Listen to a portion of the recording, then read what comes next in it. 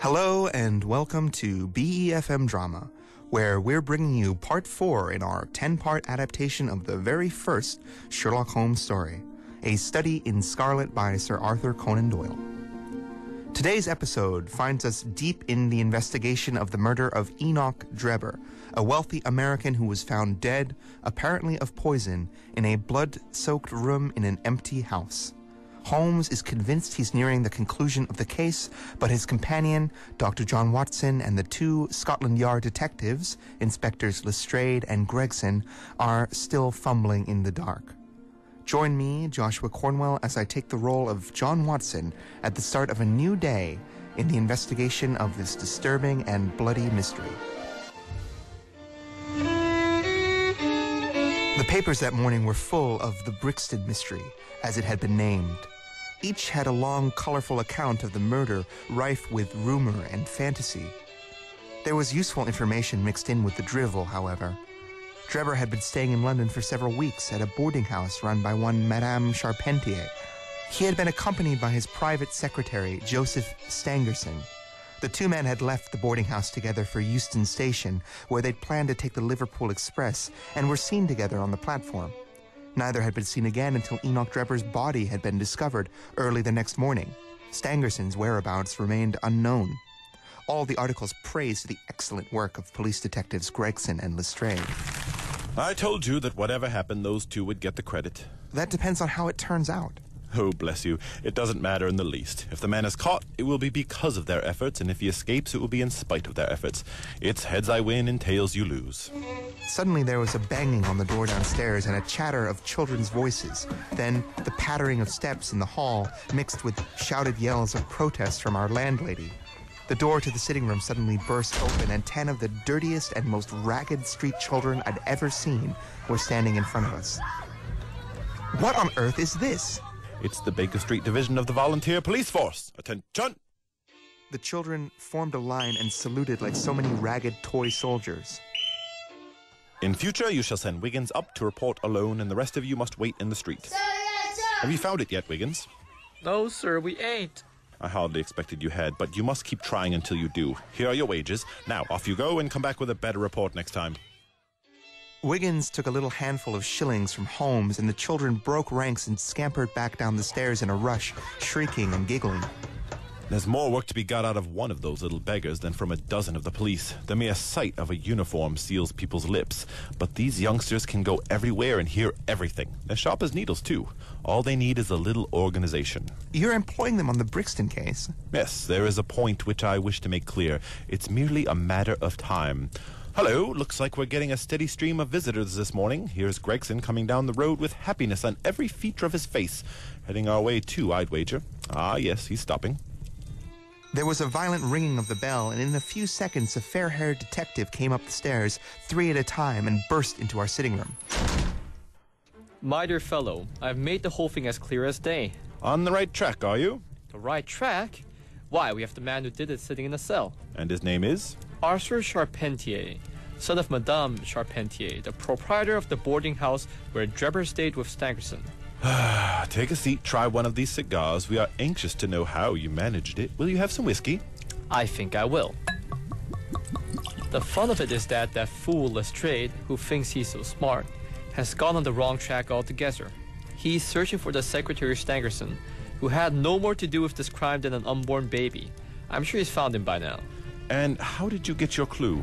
You remember the hat beside the dead man? Yes, by John Underwood and Sons, 129 Camberwell Road. I had no idea that you noticed that. Have you been there? No. You should never neglect a clue, however small it may seem. To a great mind, nothing is little. Well, I went to Underwood and asked him if he had sold such a hat. He looked over his books and came on it at once. He had sent the hat to Mr. Drebber at Charpentier's boarding establishment.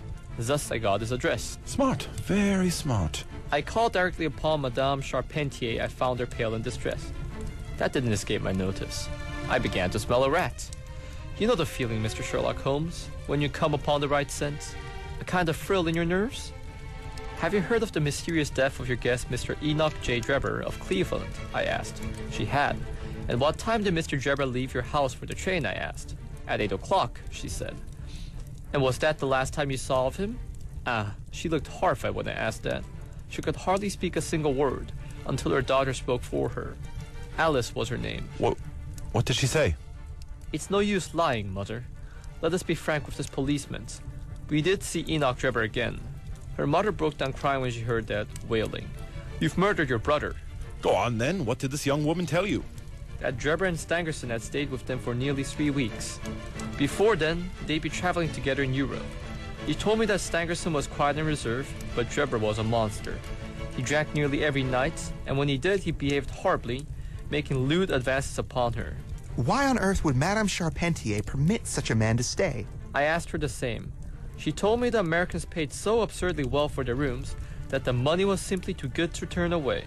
Even so, they were relieved to see them go, heading to the station for the train to Liverpool. But they saw him again? Yes. Within an hour, Drebber had returned, horribly drunk.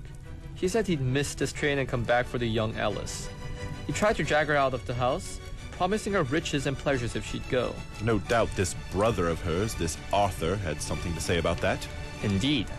He stepped into the room with a heavy stick and chased Drebber out into the street, shouting that he'd kill him if he came back. No one saw either man again until early in the morning, when Arthur returned home and Drebber was discovered dead in Lauriston Gardens. Very well, and how did you respond to this information? I immediately tracked down Charpentier and arrested him. He still carried the heavy stick his mother described. He told me he chased Drebber down the street until the man had caught a cab and gotten away, then spent the rest of the night with a sailor friend, but couldn't provide the man's address for an alibi. So what is your theory then about how the murder was done? I believe Charpentier followed Drebber as far as the Brixton Road. There, they fought again, and Drebber received a blow to the pit of his stomach, perhaps, which killed him without leaving a mark. Then Charpentier dragged the body of his victim into the empty house. As for the candle, the blood, and the writing on the wall, and the ring, they may all have been tricks to throw the police on the wrong track.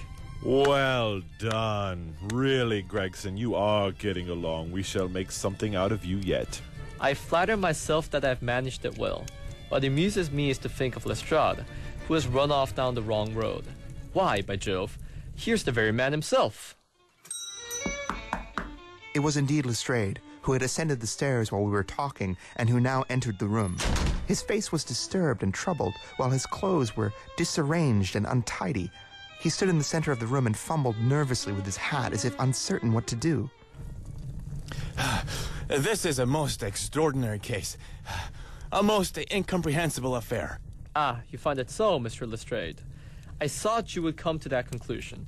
Have you managed to find the secretary, Mr. Joseph Stangerson?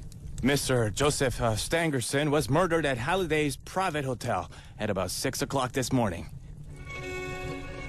The news was so momentous and unexpected that for a moment the three of us were speechless. Gregson sprang out of his chair and upset the remainder of his whiskey and water.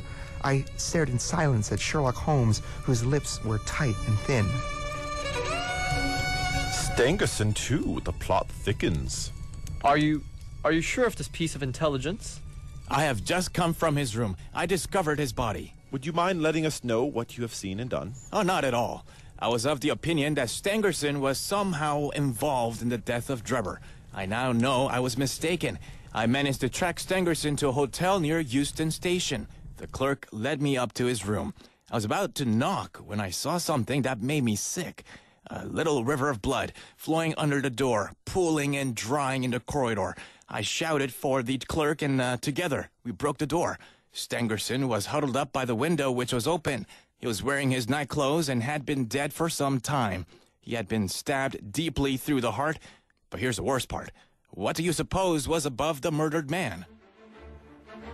I felt a creeping of my flesh and a presentiment of coming horror even before Sherlock Holmes answered. The word Rache, written in letters of blood.